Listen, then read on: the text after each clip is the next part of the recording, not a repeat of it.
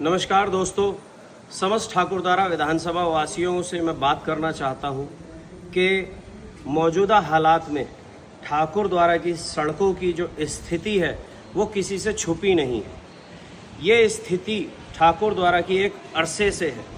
यहाँ पर कई नेता ऐसे हैं जो तीन बार चुनकर विधानसभा पहुँच चुके हैं और कई नेता ऐसे हैं जो ये दम भरते हैं कि उनका सरकार में बड़े बड़े नेताओं से के साथ उठ बैठ है। और पक्ष हो चाहे विपक्ष हो, दोनों ही तरफ जब हम आंखें करके देखते हैं तो हम पाते हैं कि 3 बार के विधायक और जिनका ज़मीन पर धरातल पर काम शायद शून्य है। अगर कहीं पर काम है तो वो कहाँ पर है हमें तो देखने नहीं मिलता, क्योंकि सड़कों की हालात जो हैं वो अपने आप में चीख कर मौजूदा हालात को बयां कर रहे हैं कि इस क्षेत्र में कितना काम हुआ है और कितना काम नहीं हुआ है। और बात रही अगर आप सरकार में वो नेता जो दम भरते हैं कि हम बड़े बड़े दिग्गज नेताओं के साथ उठते बैठते हैं, तो मेरे भाइयों आप सबसे मेरी हाथ जोड़ के गुजारिश है कि आप ही लोग इस क्षेत्र के लिए सरकार से जाके हाथ जोड़कर गुहार करके इस क्षेत्र के लिए सड़कें लाएं। और मेरा सवाल दोनों तरफ से है, मेरा सवाल जनता से भी है। मेरा सवाल जनता से यह है कि जनता क्या कर रही है। जनता जब ये इन लोगों के पास आप लोग पहुंचते हैं तो आप इन लोगों से पूछते क्यों नहीं है कि भैया ये बताओ कि क्षेत्र की हालत क्यों है, इस चीज के लिए जवाबदार कौन है। अगर मौजूदा विधायक जवाबदार हैं तो आप लोग उनके घर जाइए और उनसे जवाब लीजिए। क्या अपने नेताओं को सिर्फ एसी के कमरों में बैठने के लिए चुना है? ये आप लोगों को सोचना चाहिए। मेरा कार्य है सवाल को, मुद्दे को उठाना, लेकिन उस पर अमल करना और सवाल को आगे तक बढ़ाना आपका कार्य है। मैं सरकार में बैठे हुए भी उन सभी नेताओं से कहना चाहता हूं कि आप लोगों की भी इस क्षेत्र के प्रति जवाबदारी बनती है, क्योंकि कल को आप लोग भी इस क्षेत्रवासियों के बीच में वोट मांगने जाएंगे या किसी ना किसी कार्य से जरूर जाएंगे।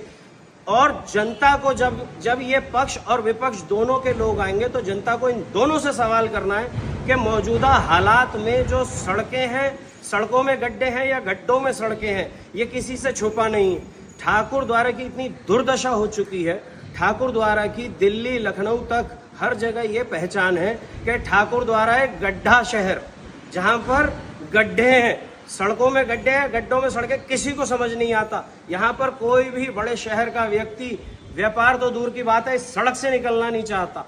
इसके लिए जवाबदार जिम्मेदार कौन है?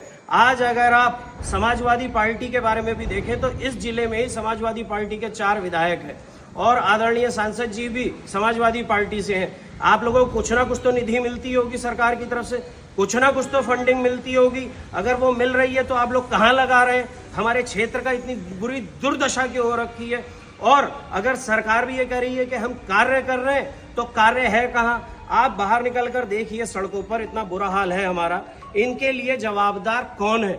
मैं जनता से हाथ जोड़कर ये गुजारिश करता हूँ, मैं पक्ष हो चाहे विपक्ष हो, मैं किसी की तारीफ नहीं कर रहा, किसी की बुराई नहीं कर रहा। मैं जनता से ये कह रहा हूँ कि आप इन नेताओं से सवाल कीजिए। मैं ना पक्ष में हूँ ना विपक्ष में हूँ, मैं तीसरी तरफ खड़ा हुआ एक व्यक्ति, दोनों लोगों से सवाल कर रहा हूँ कि आप लोग इस हालात में ये जो ठाकुरद्वारे की स्थिति है, इसके लिए कौन जिम्मेदार है, कौन जवाबदार है, उसकी पुष्टि कीजिए और उसके ऊपर जवाबदेही ठोकिए।